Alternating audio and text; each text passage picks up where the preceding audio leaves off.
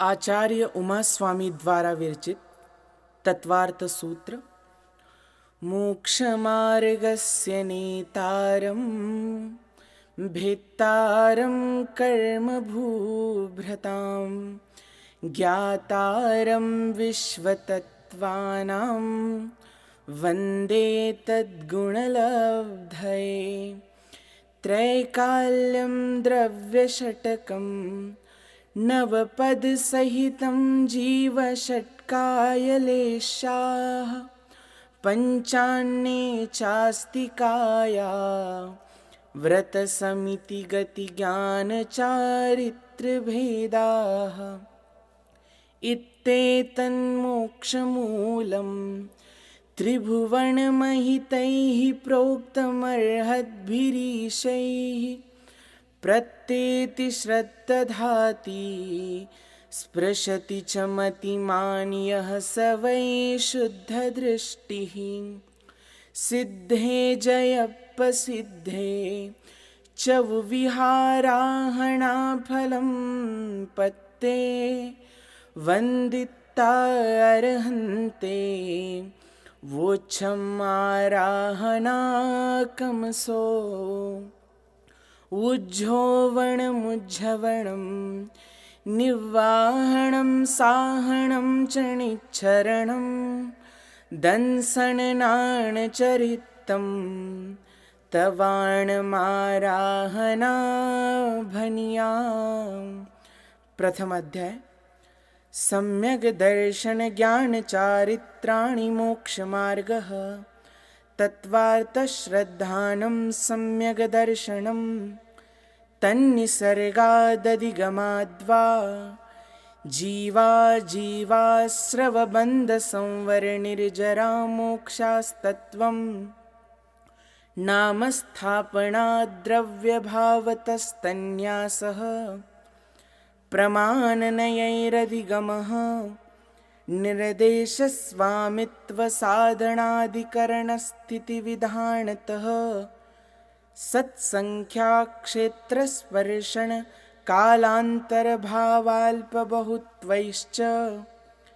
मतिश्रुतावधिमनःपर्ययकेवलानि ज्ञानं तत्प्रमाणे आद्ये परोक्षं प्रत्यक्षमन्यत् मतिः स्मृतिः संज्ञा चिन्ताभिनिबोधयित्यनर्थान्तरम् तदिन्द्रियाणीन्द्रियनिमित्तम् अवग्रहे हावाय धारणाः बहुविधक्षिप्रानिःसृतानुक्तध्रुवाणां सेतराणाम् अर्थस्य व्यञ्जनस्यावग्रहः न चक्षुरणीन्द्रियाभ्यां श्रुतं मतिपूर्वं द्व्यनेकद्वादशभेदं भवप्रत्ययोऽवधिर्देवनारकाणां क्षयोपशमनिमित्तः षड्विकल्पशेषाणां ऋजुविपुलमतिमनःपर्ययः विशुद्धप्रतिपाताभ्यां तद्विशेषः विशुद्धिक्षेत्रस्वामिविषयेभ्योऽवधिमनःपर्ययोः मतिश्रुतयोर्निबन्धो द्रव्येष्वसर्वपर्यायेषु रूपिष्ववदेः तदनन्तभागे मनःपर्ययस्य सर्वद्रव्यपर्यायेषु केवलस्य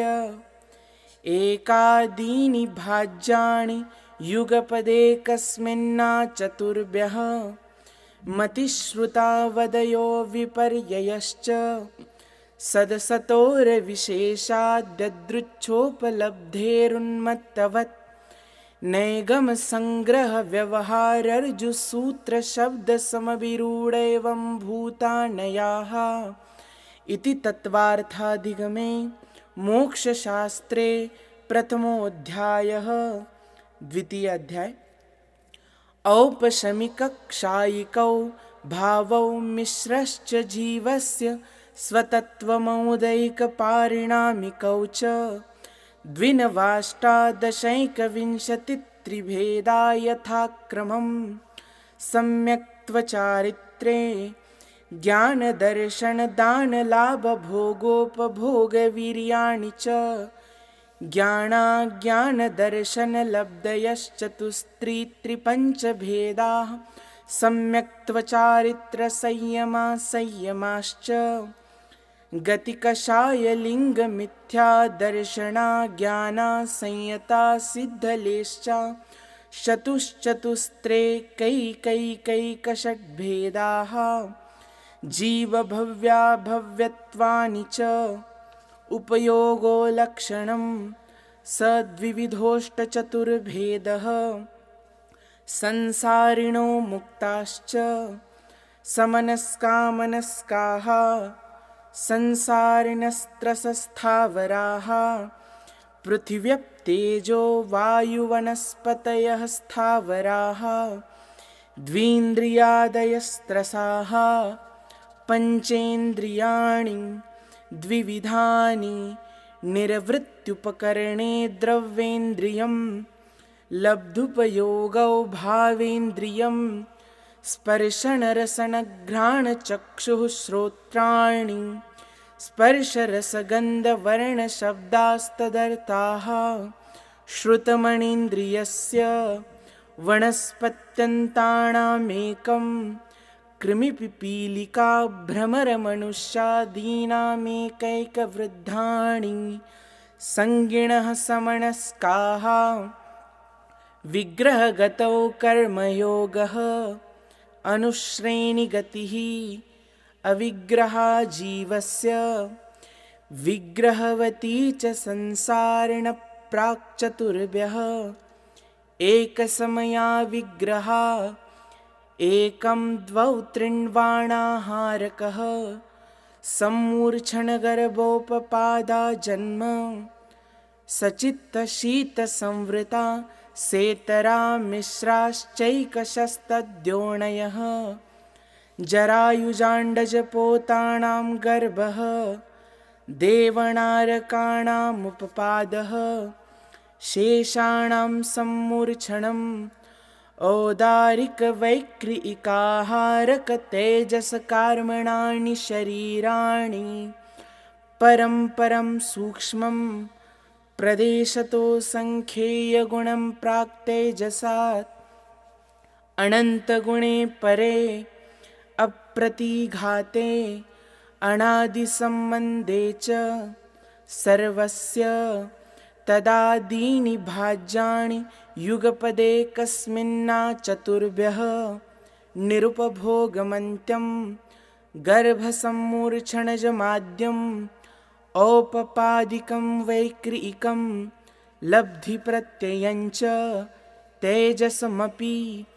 शुभं विशुद्धमव्याघाति चाहारकं प्रमत्तसंयतस्यैव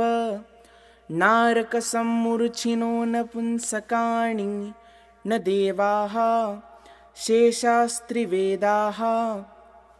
औपपादिकचरमोत्तमदेहा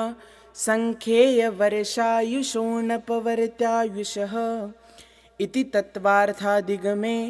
मोक्षशास्त्रे द्वितीयोऽध्यायः। तृतीय अध्याय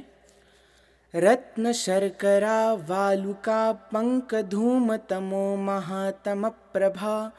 भूमयो घनाम्बुवाताकाशप्रतिष्ठा सप्ताधोदः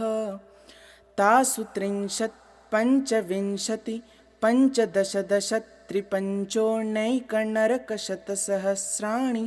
पञ्च चैव यथाक्रमम् नारका नित्या शुभतरलेशा परिणामदेहवेदनाविक्रियाः परस्परोदीरितदुःखाः संक्लिष्टासुरोदीरितदुःखाश्च प्राक्चतुर्थ्याः तेष्वेकत्रिसप्तदशसप्तदशद्वाविंशतित्रयस्त्रिंशत् सागरोपमा सत्त्वानां परास्थितिः जम्बूद्वीपलवणोदादयः शुभनामानो द्वीपसमुद्राः द्विर्द्विर्विष्कम्भा पूर्वपूर्वपरिक्षेपिनो बलयाकृतयः तन्मध्ये मेरुणाभिर्वृत्तो योजनशतसहस्रविष्कम्भो जम्बूद्वीपः भरतहैमवत् हरिविदेहरम्यक हैरण्यवतैरावतवर्षाः क्षेत्राणि तद्विभाजिनः पूर्वापरायता हिमवन्महाहिमवन् निषधनीलरुक्मिशिखरिणो वर्षधरपर्वताः हेमार्जुनतपनीयवैडूर्यरजतहेममयाः मणिविचित्रपार्श्वा उपरि मूले च तुल्यविस्ताराः पद्ममहापद्मतिगिञ्च केसरी महापुण्डरीकपुण्डरीका रथास्तेषामुपरि प्रथमो योजनसहस्रायामस्तदर्थविष्कम्भो रथः दशयोजनावगाहः तन्मध्ये योजनं पुष्करं तद्विगुणद्विगुणा रथा पुष्कराणि च तन्निवासिन्यो देव्यः श्रीधृतिकीर्तिबुद्धिलक्ष्म्यः पल्योपमस्थितयः ससामाणिकपरिषत्काः गङ्गासिन्धुरोहिद्रोहितास्या हरिद्धरिकान्ता सीता सीतोदा नारी नरकान्ता सुवर्णरूप्यकूला रक्ता रक्तोदाः सरितस्तन्मध्यगाः द्वयोर्द्वयोः पूर्वाः पूर्वगाः शेषास्त्वपरगाः चतुर्दशनदी सहस्रपरिवृता गङ्गा सिन्ध्वादयो नद्यः भरतः षड्विंशति पञ्चयोजनशतविस्तारः षट्चैकोणविंशतिभागायोजनस्य तद्विगुणद्विगुणविस्तारा वर्षधरवर्षा विदेहान्ताः उत्तरा दक्षिणतुल्याः भरतैरावतयोर्वृद्धिरासौ षट्समयाभ्यामुत्सर्पिण्यवसर्पिणीभ्यां ताभ्यां पराभूमयोऽवस्थिताः एकद्वित्रिपल्योपमस्थितयो हैमवतकहारिवर्षकदैवकुर्वकाः तथोत्तराः विदेहेषु सङ्ख्येयकालाः भरतस्य विष्कम्भो जम्बूद्वीपस्य 90% द्विर्धातकीखण्डे पुष्करार्धे च प्राङ्मानुषोत्तरान्मनुष्याः आर्याम्लेच्छाश्च भरतैरावतविदेहा कर्मभूमयोऽन्यत्र देवकुरुत्तरकुरुभ्यः नृस्थितिपरावरे त्रिपल्योपमान्तरमुहूर्ते तिर्यग्योनिजानाञ्च इति तत्त्वार्थाधिगमे मोक्षशास्त्रे तृतीयोऽध्यायः। चतुर्थ अध्याय। देवाश्चतुर्निकायाः आदितस्त्रिषु पीतान्तलेशाः दशाष्टपञ्चद्वादशविकल्पाः कल्पोपपन्नपर्यन्ताः इन्द्रसामाणिकत्रायस्त्रिंशपारिषदात्मरक्षलोकपालानीकप्रकीर्णकाभियोग्यकिल्बिषिकाश्चैकशः त्रायस्त्रिंशलोकपालवर्जा व्यन्तरज्योतिष्काः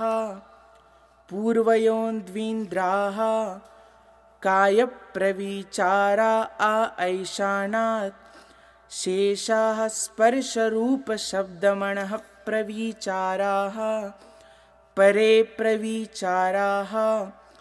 भवनवासिनो सुरनागविद्युत् सुपर्णाग्निवातस्तनितो दधिद्विपदिकुमाराः व्यन्तराः किन्नरकिंपुरुषमहोरग गन्धर्वयक्षराक्षसभूतपिशाचाः ज्योतिष्काः सूर्याचन्द्रमसौ ग्रहनक्षत्रप्रकीर्णकतारकाश्च मेरुप्रदक्षिणा नित्यगतयो नृलोके कृतकालविभागः बहिरवस्थिताः वैमानिकाः कल्पोपपन्नाः कल्पातीताश्च उपर्युपरि सौधर्मैषाणसानत्कुमारमाहेन्द्रब्रह्मोत्तर लान्तवकापिष्टशुक्रमहाशुक्रशतारसहस्रारे श्वाणतप्राणतयोरारणाच्युतयोर्नवसुग्रैवेयकेषु विजयवैजयन्तजयन्ता पराजितेषु सर्वार्थसिद्धौ च स्थितिप्रभावसुखद्युतिलेशा विशुद्धीन्द्रियावधिविषयतोऽधिकाः गतिशरीरपरिग्रहाभिमानतो हीनाः पीतपद्मशुक्ललेशाद्वित्रिशेषेषु प्राग्रैवेयकेभ्यः कल्पाः ब्रह्मलोकालयालोकान्तिकाः सारस्वतादित्यवन्यरुणगरदतोयतुषिताव्याबाधारिष्टाश्च विजयादिषु द्विचर्माः औपपादिकमनुष्येभ्यः शेषास्तिर्यज्ञोणयः स्थितिरसुरनागसुपर्णद्वीपशेषाणां सागरोपमत्रिपल्योपमार्दहीनमिता सौधर्मैषाणयोः सागरोपमे अधिके साणत्कुमारमाहेन्द्रयोः सप्त त्रिसप्तनवैकादशत्रयोदश पञ्चदशभिरधिकानि तु आरणाच्युतादूर्ध्वमेकैकेन नवसुग्रैवेयकेषु विजयादिषु सर्वार्थसिद्धौ च अपरापल्योपममधिकं परतः परतः पूर्वा पूर्वाणन्तरा नारकाणां च द्वितीयादिषु दशवर्षसहस्राणि प्रथमायां भवनेषु च व्यन्तराणां च परापल्योपममधिकं ज्योतिष्काणां च तदष्टभागोपरा लोकान्तिकानामष्टौ सागरोपमानि सर्वेषाम्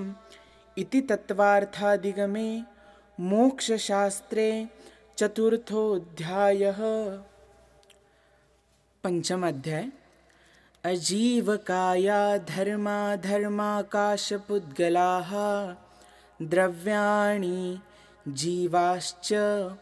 नित्यावस्थितान्यरूपाणि रूपिणः पुद्गलाः आकाशादेकद्रव्याणि निष्क्रियाणि च असंख्येयाः प्रदेशा धर्माधर्मैकजीवानाम् आकाशस्यानन्ताः संख्येया संख्येयाश्च पुद्गलानां नाणोः लोकाकाशे वगाहः धर्माधर्मयोः कृत्स्ने एकप्रदेशादिषु भाज्यः पुद्गलानाम् असंख्येयभागादिषु जीवानां प्रदेशसंहारविसर्पाभ्यां प्रदीपवत् गतिस्थित्युपग्रहो धर्माधर्मयोरुपकारः आकाशस्यावगाहः शरीरवाङ्मनः प्राणापानाः पुद्गलानां सुखदुःखजीवितमरणोपग्रहाश्च परस्परोपग्रहो जीवानां वर्तनापरिणामक्रियाः परत्वापरत्वे च कालस्य स्पर्शरसगन्धवर्णवन्तः पुद्गलाः शब्दबन्धसौक्ष्म्यस्थौल्यसंस्थानभेदतमश्छायातपोद्योतवन्तश्च अनवः स्कन्धाश्च भेदसङ्गातेभ्य उत्पद्यन्ते भेदादनुः भेदसङ्गाताभ्यां चाक्षुषः सद्द्रव्यलक्षणम् उत्पादव्ययद्रव्ययुक्तं सत् तद्भावाव्ययं नित्यं अर्पितानर्पितसिद्धेः स्निग्धरुक्षत्वाद्बन्धः न जगन्यगुणानां गुणसाम्ये सदृशाणां द्व्यधिकादिगुणानां तु बन्धेऽधिकौपारिणामिकौ च गुणपर्ययवद्द्रव्यं कालश्च सोऽनन्तसमयः द्रव्याश्रया निर्गुणा गुणाः तद्भावः परिणामः इति तत्त्वार्थाधिगमे मोक्षशास्त्रे पंचमोऽध्यायः। षष्ठाध्याय कायवाङ्मनः कर्मयोगः स आश्रवः शुभपुण्यस्याशुभपापस्य सकषायाकषाययोः साम्प्रदायिकैर्यापतयोः इन्द्रियकषायाव्रतक्रियाः पञ्चविंशतिसङ्ख्याः पूर्वस्य भेदाः तीव्रमन्दज्ञाताज्ञातभावाधिकरणवीर्यविशेषेभ्यस्तद्विशेषः अधिकरणं जीवाः आद्यं सव्रम्भसमारम्भारम्भयोगकृतकारिताणुमत कषायविशेषै स्त्रीश्चतुश्चैकशः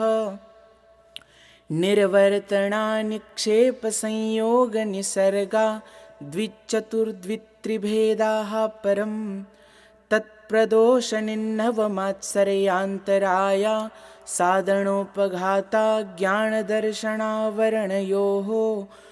दुःखशोकतापाक्रन्दणवधपरिदेव नान्यात्मपरो भयस्थान्य सद्वेद्यस्य भूतवृत्त्यनुकम्पादानसरागसंयमादियोगक्षान्तिः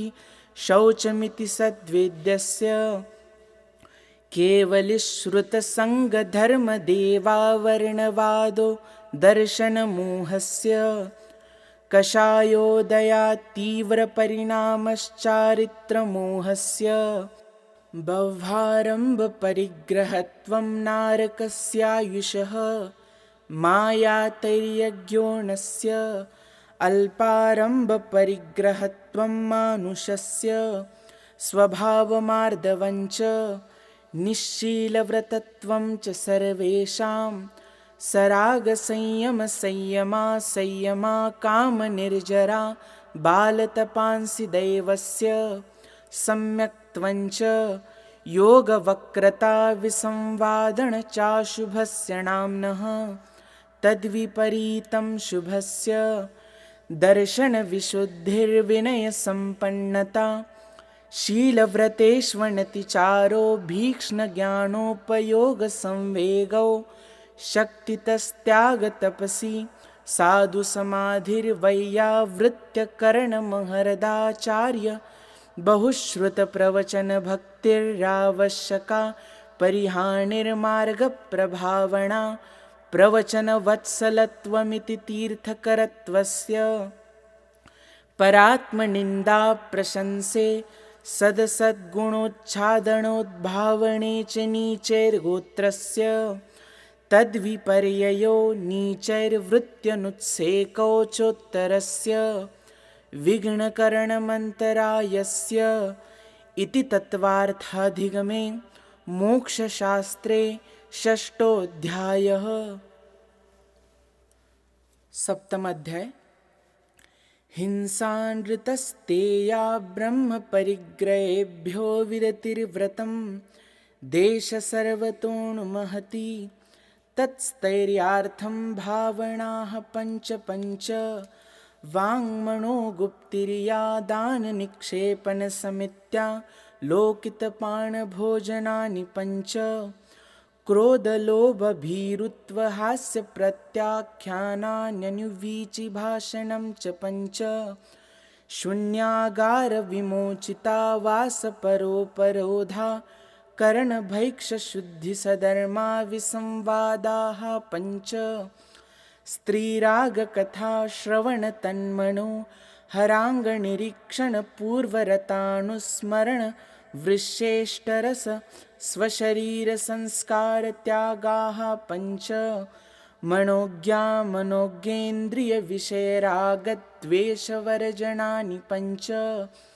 हिंसादिष्विहामुत्रापायावद्यदर्शनं दुःखमेव वा मैत्रीप्रमोदकारुण्यमाध्यस्थ्यानि च सत्त्वगुणाधिकक्लिश्यमाणा विनयेषु जगत्कायस्वभाववा संवेगवैराग्यार्थं प्रमत्तयोगात् प्राणव्यपरोपणं हिंसा असदभिधानमनृतम् अदत्तादानं स्तेयं मैथुनमब्रह्म मूर्छापरिग्रह निश्शल्यो व्रती अगार्यनगारश्च अनुव्रतो गारी दिग्देशानर्थदण्डविरतिसामायिकप्रोषधोपवासोपभोग परिभोगपरिमाणातिथि संविभागव्रतसम्पन्नश्च मारणान्तिकीं सल्लेखनां जोषिता शङ्काकाङ्क्षा विचिकित्सान्यदृष्टिप्रशंसा संस्तवाः सम्यग्द्रष्टेरतिचाराः व्रतशीलेषु पञ्च पञ्च यथाक्रमं बन्धवदच्छेदातिभारारोपणान्नपाननिरोधाः मिथ्योपदेशरहोभ्याख्यानकूटलेखक्रिया न्यासापहारसाकारमन्त्रभेदाः स्तेन प्रयोगतदाहृता दानविरुद्धराज्यातिक्रम हीनाधिकमानोन्मानप्रतिरूपकव्यवहाराः परविवाहकरणे त्वरिका परिग्रहिता गमनानङ्गक्रीडा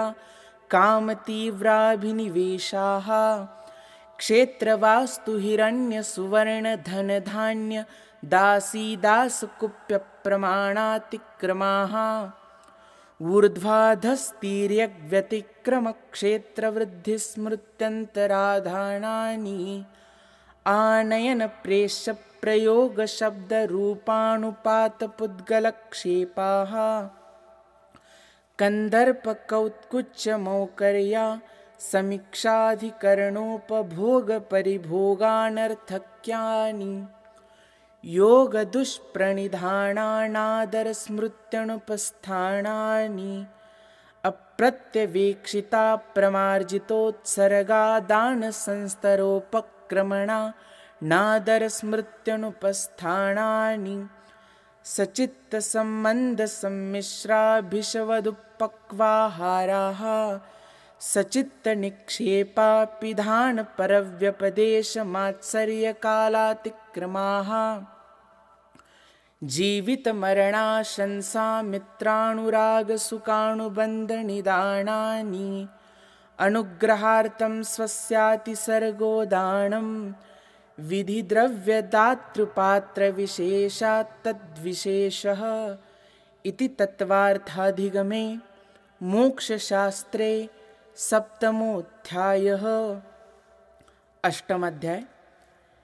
मिथ्यादर्शनाविरतिप्रमादकषाययोगा बन्धहेतवः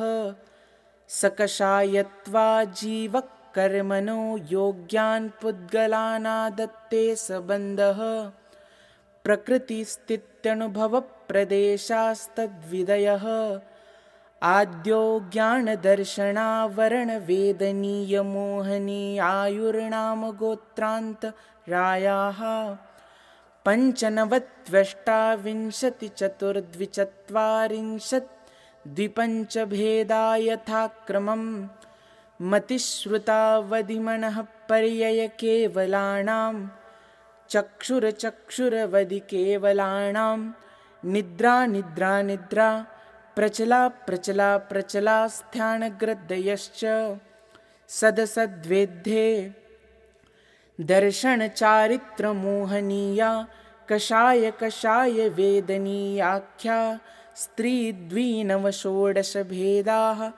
सम्यक्त्वमिथ्यात्वतदुभयान्यकषायौ हास्यरत्यरतिशोकभयजुगुप्सा स्त्रीपुण्यपुंसकवेदा अनन्तानुबन्धप्रत्याख्यान संज्वलनविकल्पाश्चैकशः क्रोधमानमायालोभाः नारकतैर्यज्ञोणमानुषदैवानि गतिजातिशरीराङ्गोपाङ्गनिर्माणबन्धन सङ्घातसंस्थानसंहनन स्पर्शरसगन्धवर्णानुपूर्व्या गुरुलघूपघातपरघाता तपोद्योतोच्छ्वासविहायोगतयः प्रत्येकशरीरत्रससुभगसुस्वर शुभसूक्ष्मपर्याप्तिस्थिरादेययशः कीर्तिसेतराणि तीर्थकरत्वं च उच्चैर्नीचैश्च दानलाभभोगोपभोगवीर्याणाम् आदितस्त्रिसृणामन्तरायस्य च त्रिंशत्सागरोपमकोटिकोट्यः परास्थितिः सप्ततिर्मोहनीयस्य विंशतिर्नामगोत्रयोः त्रयस्त्रिंशत्सागरोपमान्यायुषः अपरा द्वादशमुहूर्ता वेदनीयस्य नामगोत्रयोरष्टौ शेषाणामन्तर्मुहूर्ता विपाकोऽनुभवः स यथा नाम ततश्च निर्जरा नाम प्रत्ययाः सर्वतो योगविशेषात् सूक्ष्मैकक्षेत्रावगाः स्थिताः सर्वात्मप्रदेशेष्वनन्तानन्तप्रदेशाः सद्वेद्यशुभायुर्नामगोत्राणि पुण्यम् अतोऽन्यत् पापम् इति तत्त्वार्थाधिगमे मोक्षशास्त्रे अष्टमोऽध्यायः। नवमोऽध्याय आश्रवनिरोधः संवरः सगुप्तिसमितिधर्मानुप्रेक्षा परीशः जयचारित्रैः तपसा निर्जरा च सम्यग्योगनिग्रहो गुप्तिः ईर्याभाषैषणादाननिक्षेपोत्सर्गाः समितयः उत्तमक्षमा मार्दवार्जव शौचसत्यसंयमतपस्त्यागा किञ्चन्यब्रह्मचर्याणि धर्मः अनित्या शरणसंसारैकत्वान्यत्वा शुच्यास्रव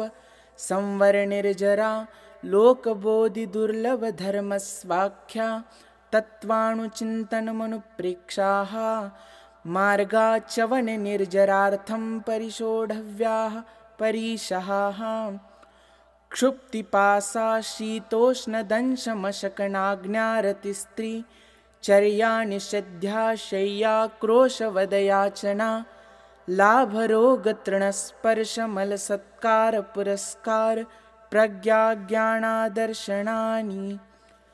सूक्ष्मसाम्पराय छद्मस्तवीतरागयोश्चतुर्दश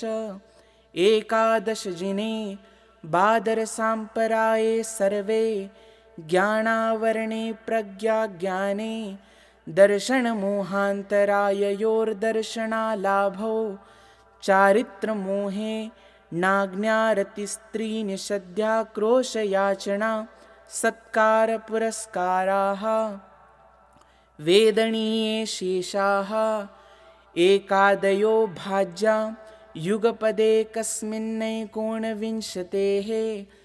सामायिकच्छेदोपस्थापना परिहारविशुद्धि सूक्ष्मसाम्पराय यथाख्यातमिति चारित्रम् अनशनावमौदर्यवृत्तिपरिसङ्ख्यानरसपरित्यागविविक्तशय्यासन कायक्लेशाबाह्यं तपः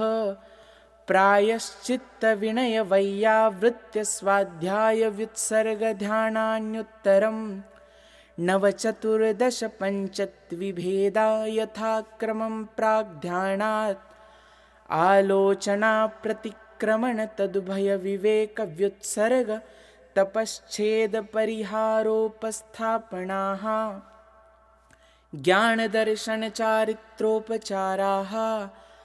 आचार्योपाध्याय तपस्वी शैक्षग्लानगणकुलसङ्गसाधुमनोज्ञानां वाचनाप्रच्छनानुप्रेक्षाम्नाय धर्मोपदेशाः बाह्याभ्यन्तरोपद्योः उत्तमसंहननस्यैकाग्रचिन्तानिरोधो ध्यानमान्तरमुहूर्तात् आर्तरौद्रधर्म्यशुक्लानि परे मोक्षहेतुः आर्तममनोज्ञस्य संप्रयोगे तद्विप्रयोगाय स्मृतिसमन्वाहारः विपरीतं मनोज्ञस्य वेदनायाश्च निदानञ्च तदविरतदेशविरतप्रमत्तसंयतानां हिंसानृतस्तेयविषयसंरक्षणेभ्यो रौद्रमविरतदेशविरतयोः आज्ञापायविपाकसंस्थानविचयाय धर्म्यं शुक्ले चाद्ये पूर्वविदः परे केवलिनः पृथक्त्वैकत्ववितर्कसूक्ष्मक्रियाप्रतिपातिविपरतक्रियानिवर्तीनि त्रेकयोगकाययोगायोगानाम् एकाश्रये सवितर्कविचारे पूर्वे अविचारं द्वितीयं वितर्कः श्रुतं विचारोऽर्थव्यञ्जनयोगसङ्क्रान्तिः सम्यक् दृष्टिश्रावकविरतानन्तवियोजक दर्शनमोहक्षपकोपशमकोपशान्तमोहक्षपक क्षीणमोहजिनाः क्रमशो सङ्ख्येयगुणनिर्जराः पुलाकबकुशकुशलनिर्ग्रन्थस्नातकानिर्ग्रन्थाः संयमश्रुतप्रतिसेवनातीर्थलिङ्गलेशोपपादस्थानविकल्पतः साध्याः इति तत्त्वार्थाधिगमे मोक्षशास्त्रे नवमोऽध्यायः। दशमोऽध्याय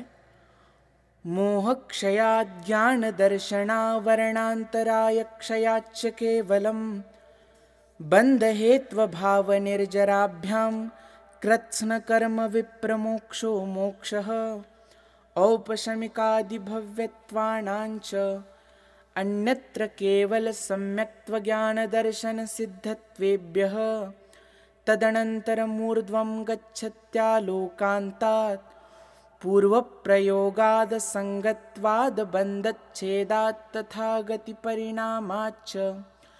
आविद्यकुलालचक्रवत् व्यपगतलेपालाभुवदेरण्डबीजवदग्निशिखावच्च धर्मास्तिकाया भावात् क्षेत्रकालगतिलिङ्गतीर्थचारित्रप्रत्येकबुद्धबोधित ज्ञानावगाहनान्तर संख्याल्पबहुत्वतः साध्याः इति तत्त्वार्थाधिगमे मोक्षशास्त्रे दशमोऽध्यायः। मोक्षमार्गस्य नेतारं भेत्तारं कर्मभूभृतां ज्ञातारं विश्वतत्त्वानां वन्दे तद्गुणलब्धये कोटिशतं द्वादश चैव कोट्यो लक्षाण्यशीतिस्त्र्यधिकानि चैव पञ्चाशदष्टौ च सहस्रसङ्ख्या मेतत् श्रुतं पञ्चपदं नमामि अरहन्तभासि यत्थं गणहरदेवेऽहं गन्थियं सौवं पनमामि भक्तिजुक्तो सुदनानमहो वयं शिरसा अक्षरमात्रपदस्वरहीनं व्यञ्जनसन्धिविवर्जितरेफं साधुभिरत्र मम क्षमितव्यं को न विमुह्यति शास्त्रसमुद्रे दशाध्याये परिच्छिन्ने तत्त्वार्थे पठिते सति फलं स्यादुपवासस्य भाषितं मुनिपुङ्गवै तत्त्वार्थसूत्रकर्तारं गृध्रपिच्छोपलक्षितं वन्दे गणीन्द्रसञ्जात मुमा स्वामी मुनीश्वरं जं सक्कयितं किरयि जम्पणसक्कयितहेव सद्दहनं सद्दहमाणो जीवो पावै अजरामरं ठाणं तव यर्णं वयधरणं संयमशरणं च जीवदयाकरणम् अन्ते समाहि मरणं चौविह दुःखं निवारे। इति तत्त्वार्थसूत्रपरिणाम तत्त्वार्थादिगम मोक्षशास्त्रं समाप्तम्।